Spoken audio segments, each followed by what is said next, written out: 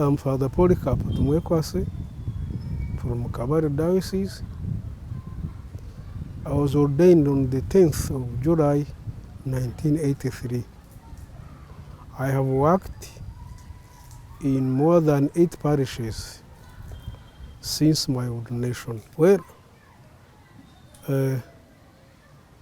during my primary school education in 1966, one of our old relative, a cousin, became a priest, and he was ordained in my presence.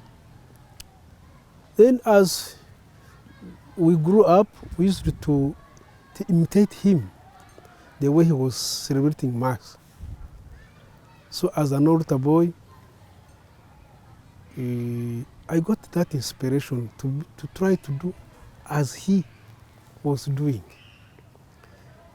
But as we grew up, things changed a little bit, and the interest grew down. Then when I was in primary 6, you see, by that time, we used to have primary 7 at the minor seminary.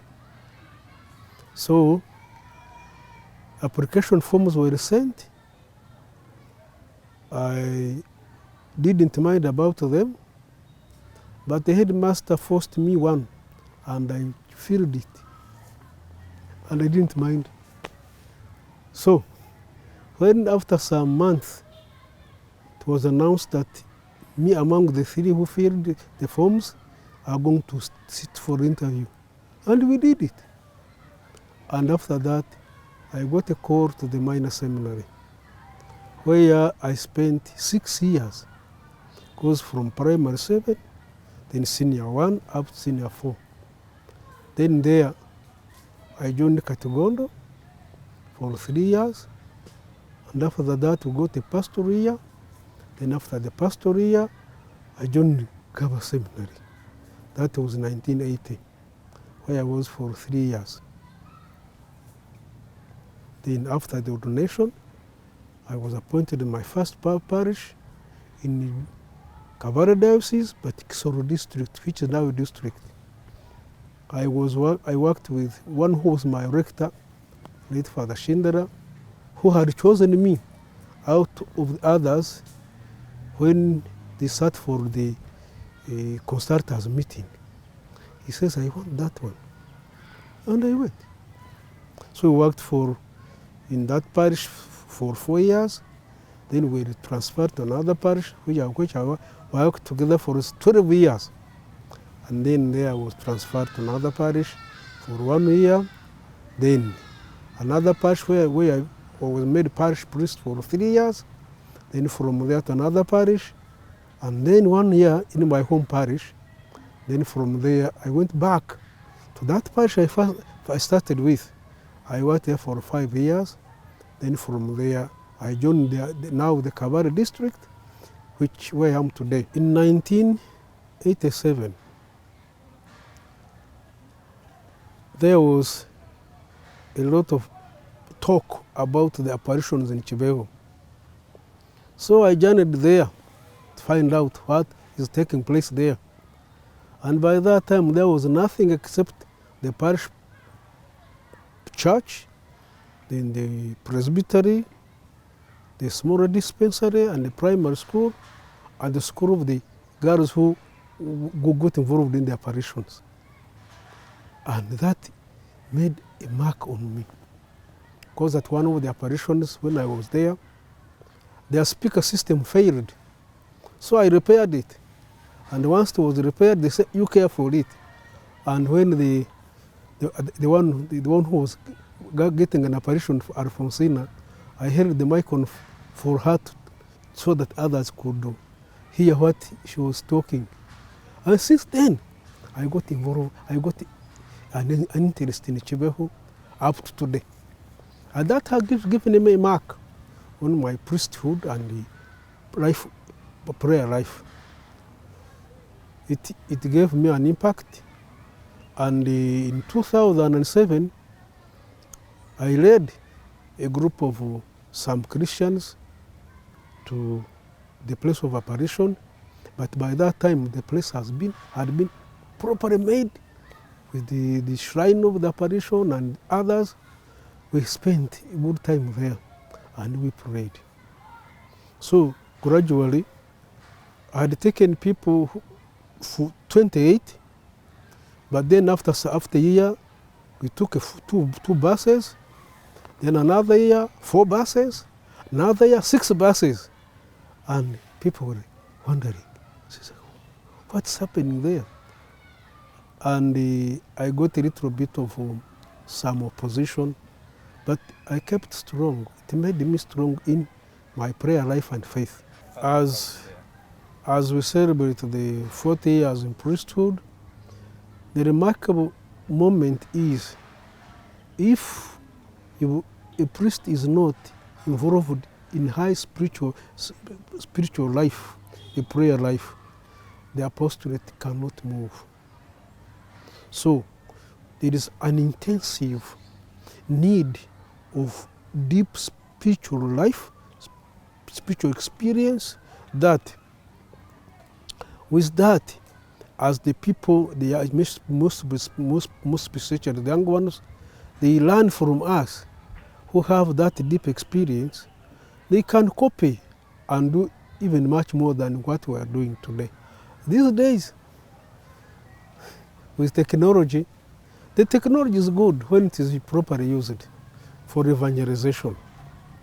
But then on the other side, it must be used carefully, because it involves a lot of things that can lead to the negative way of thinking about the church. And the most important thing is discipline. Once we, who are the instructors, can show an example of how to use the technology for evangelization, I think these others would use it also to understand more. My final message would be that we need a deeper understanding of our faith, so that the outside forces might not overpower us because of the changing world with witchcraft and other things which can divert a Christian from the way into another side, into another way. Well, I was born in a good Christian family, and together with the parents we used to go to church. Then later on I became an altar server, and I used to see the priests celebrating Mass. I also escorted them sometimes when they went to the sub-parishes, and from there I was inspired. And later on I applied to go to the seminary, and I went through all the process until when I was ordained in 1983. And now it has come to 40 years. I thank God for that.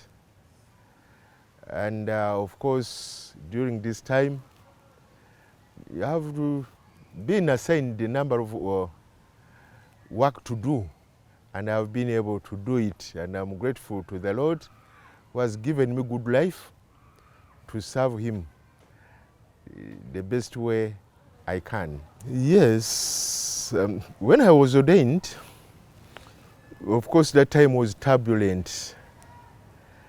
And when I received my first appointment, where I was assigned, it was a war zone. So I had to go there. So we had a chance to preach it to a few people, because people had dispersed. But then one thing that struck me was that when people had to leave their homes, many times they had to run to the parish. And I was also scared, but then people were running around me. Then I think that one gave me a chance to reflect and say, yes, maybe I'm somebody who can, or who has even been called to help God's people. That was one, but of course also people come around us and we preach to them the word of God. Sometimes people come to us not only for religious things but also for other material needs. Somebody is stuck and is coming. So that was the beginning. And of course I've been seeing it all the way through my apostolate. And I've come to know that we are there not so much to be served, but to serve the people of God. And of course, doing that, it needs commitment. You need to sacrifice yourself sometimes so that you help people. So throughout the 40 years, I've seen that, well, we are called for service. And of course, we do it not on our own, but we always need God who gives us the courage to fulfill that work that is given to us. After my ordination, I worked in the parish for 10 months in Chitasa parish. Then afterwards, I was, told to go to Kasozi parish, where I worked for 2.5 years. From that time, then I was posted to Kabwoko parish, where I served as the parish priest and the dean. So I served for 5 years. After the 5 years, then I was given a chance to go to Rome for further studies in preparation to work in the major seminary afterwards. So I went to Rome, that was 1984, and I studied for 2 years. After the 2 years, I received my licentiate and I came back to Uganda. When I came back to Uganda in 86, then I went to Gaba National Seminary, where I served for 4 years. After the 4 years, that was 1990, I went back to Rome again for further studies to specialize in theology and pastoral theology. So I did my doctorate and I finished in 1993. I returned to the country and my bishop also asked me to go back to the National Seminary, Gaba, where I taught until 2006. After that time, then I was asked to go back to the diocese and I worked as a parish priest at Buyoga Parish. So I was the parish priest and the dean of Katimba, where I served for almost 13 years. So that was 2019 when my bishop was being consecrated a bishop, Bishop Revered Ssengooba. On that very celebration, at the end of the Mass, then as he was giving part of his speech, so he said, you people, you might ask who is going to be your Vicar General. And on that very occasion, he mentioned that I was going to be his Vicar General. So from that time, that is 2019, up to today, I've been near the bishop, serving as the Vicar General of Masaka Diocese. Yeah, in my parish, when I was still young, that is Bichira Parish in Masaka Diocese, there was a certain priest who was the parish priest at that time. It was Michael Serunkuuma, Father Michael Serunkuuma. As I've said, he was the parish priest. He worked so hard in our parish, and sometimes we could come to our outstation to celebrate Mass. As he was celebrating Mass, the way he was celebrating and singing, especially the preface, you would enjoy the music. The way he would sing it, and the whole mass, the preaching and what have you. Then I said, can't I also join the seminary and try to prepare myself to become a priest? So that was my desire, and the kind of, starting to feel that I could join the seminary. So there was a time when Msgr Ngobya, Alozio Ngobya, was also in our parish.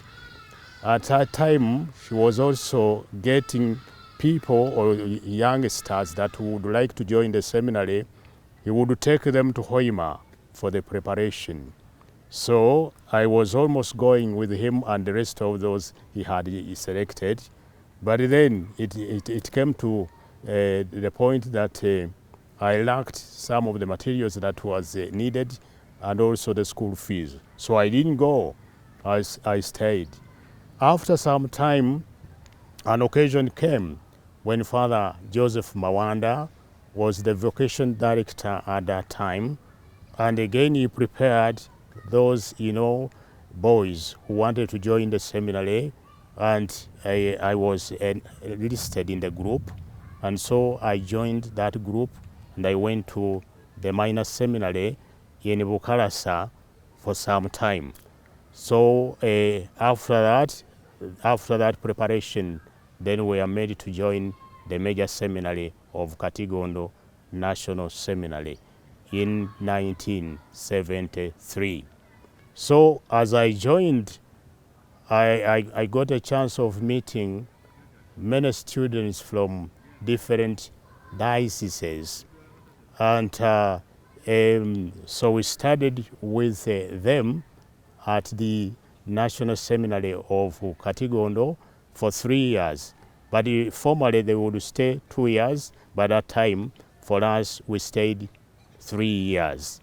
And after the third year, then we were made to join National Seminary, Gaba. And again, we studied until I have mentioned 1979. So as I became the priest, I was given a chance to do my pastoral work the first time with Father Gervase Mukasa. Father Gervase Mukasa, who was my first, parish priest. He was a special man. He loved his vocation. He liked me and he liked the people. He would, share the responsibilities with his curate, because I worked with him and Father Muchibi Joseph. We enjoyed our stay with Father Gervase Mukasa. And at that time, the religious that were there was also a good group.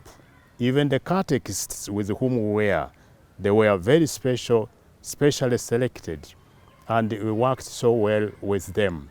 So that gave me a chance, to give in my life and to work to the best of my ability in serving the people. Incidentally, I've told you that there was a time when I had to go to Rome for further studies. As I was selected, my parish priest also, the first parish priest, was also selected to go to Rome. We went in the same plane, the same time. We started taking different disciplines, but then we did the 2 years, and when the 2 years were ended, when we had to come back, I came back with Msgr Gervase Mukasa, who is now working here. You might know him, and he has served in the diocese so well.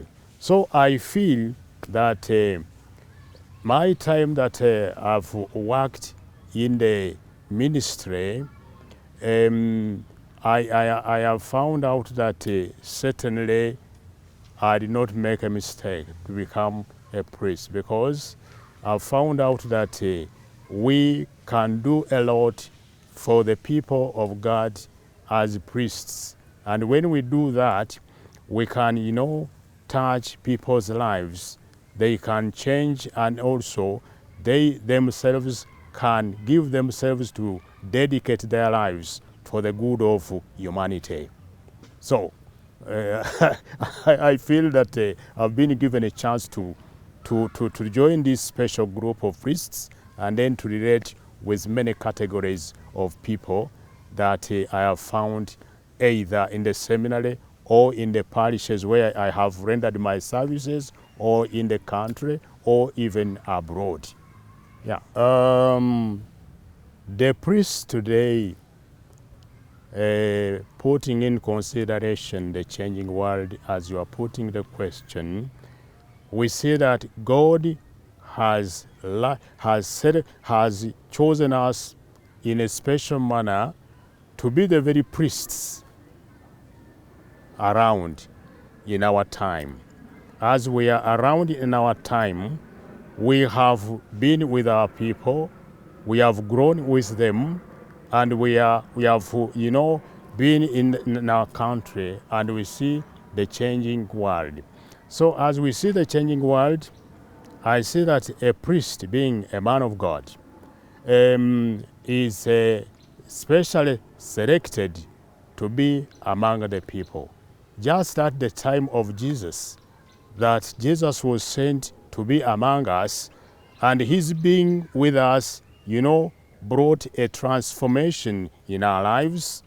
I see that in our time, we priests who are around, we are supposed to be very close to the people, walk with them, help them to embrace the kind of life that they have chosen, and to be meaningful to one another as they try to serve each other. But then we see that this changing world, it is becoming more or less like, I can say, so narrow. It's global, but then because of the technology, you find that people can easily, relate with each other a little more easier than when they use the gadgets, like the television, as you are now, you are listening to me or watching me. I am here, but now many people are getting a chance to hear what I'm saying. So what I'm saying can be meaningful to a wider exchange, those who can be listening to me. And if what I'm saying is making some sense to them, then it can assist them to take my message and use the message to go through the kind of life, and then to be able to live a meaning life and to serve other people in a better manner. So I see that this changing world, we need each other to help us to grow as human beings, and also offer ourselves to serve each other in the different capacities as we are being prepared or trained.